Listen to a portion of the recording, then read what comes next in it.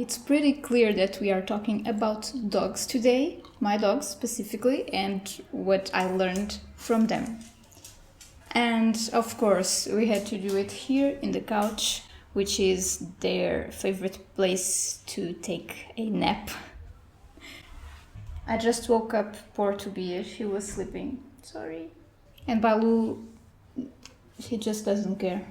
Let me start by saying that people and dogs are quite different, a lot different. So, firstly, they are not self-conscious, they are not hunted by the dread of mortality. So, most of the things that I will talk about today come quite easy to them, whereas for us human beings it's not that easy to behave like they do or to see life like they do. But nonetheless, I know that it is possible to learn from them, to apply what we see in them in our lives.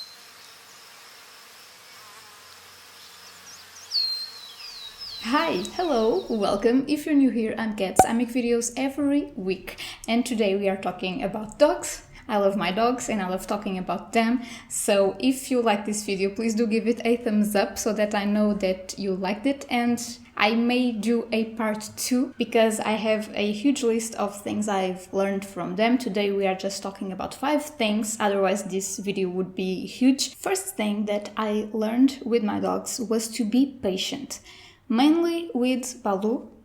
I got Balu before Tobias, and yeah, if I ever have kids, they can definitely thank our dogs for their mildly patient mom. I talked about this before. Balu was a nightmare when he was a puppy, and I definitely had to learn how to be patient and calm with him. I did fail a lot for the first few months.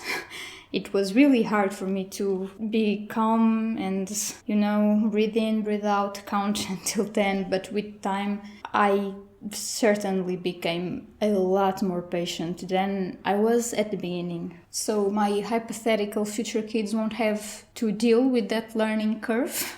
At least not at the same level that Balu had to deal with, because he was a nightmare, but I had no clue what I was doing. I read a lot before adopting Balu. I watched a lot of Caesar Milan's episodes, but every dog is a dog. Tobias, for instance, is completely different than Balu, so yeah.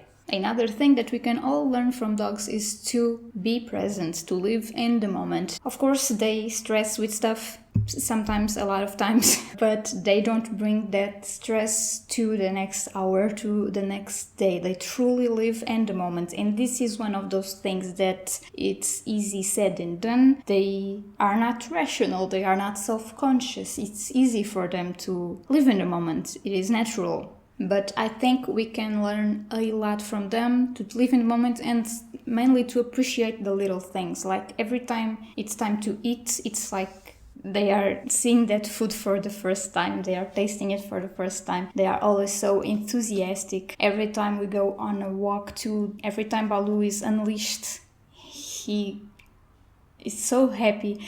And I think we are all quite like that when we are children, and we lose a bit of that once we grow up. And dogs are a good reminder, a daily reminder for us to appreciate the little things, to appreciate the present and live in the moment. Another thing that you can learn from your dogs is to love unconditionally.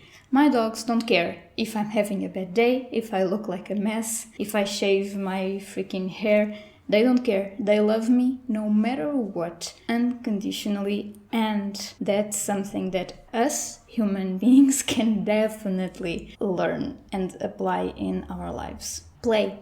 Always. Have fun. You know how cubs are always so playful? That's true for dogs and people. When we are children, when we are babies, we are so playful, we are playing all the time, and we lose that once we grow up. That's also true for dogs as well. Balu is not the crazy puppy that he was before. He is 7 years old now, but he is still always ready to play. I think a lot of grown-ups remember that they love to play once they have kids, but you don't have to have kids to play. You don't even have to have dogs. Anyway, they are always ready for some fun. This includes Tobias, who is quite older than Balu, and I think we should always have some fun in our lives, whether we are teenagers, adults, or even senior citizens.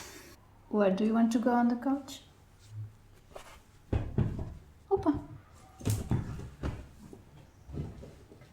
Last thing that I want to share with you is to go outside and smell the flowers. I cannot tell you how happy they are anytime we go out, and their joy is just contagious. They are so aware of their surroundings, you know, smelling everything.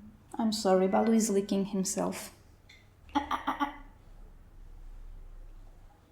They are so aware of their surroundings, just waving their tails to random strangers, smelling the flowers, smelling everything really, including dog shite.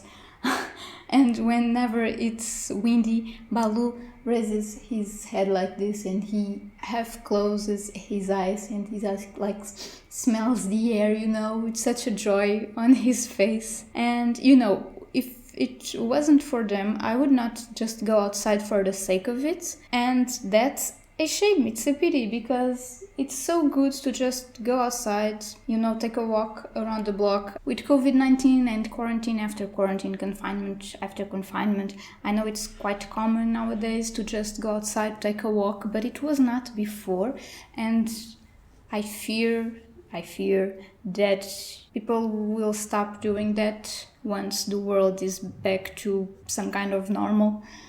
And you know, dogs are a good reminder that going outside can do wonders for you, and that you should definitely do it. And when you do it, you should be aware of your surroundings, aware of the nature around you, of the people, of other cute dogs. Yeah. So this is it. This is the video I had planned for you today. And I want to know in the comments section below, what did you learn? What's the biggest lesson that you've learned from your dogs or your cats, if you only have cats? If you like this video, please do give it a thumbs up, subscribe if you want to, and I will see you in the next one. Bye!